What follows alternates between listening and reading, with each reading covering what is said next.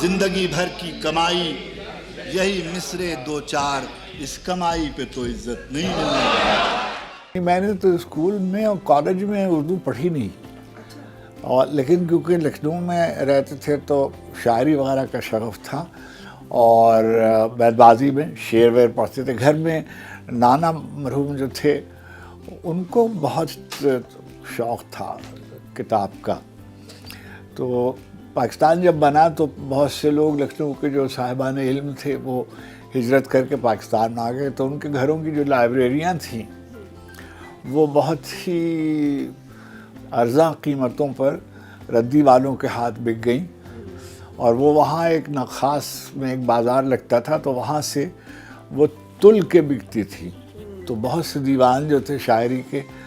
اور وہ گھر آ گئے تو بس وہ پڑھنے میں زبان کا جی زبان تھوڑی بہت، پھر بولتے بھی تھے سب لوگ تو اردو میں بات کرتے تھے سب لوگ۔ چراغ حجرہ درویش کی بجھتی ہوئی لو،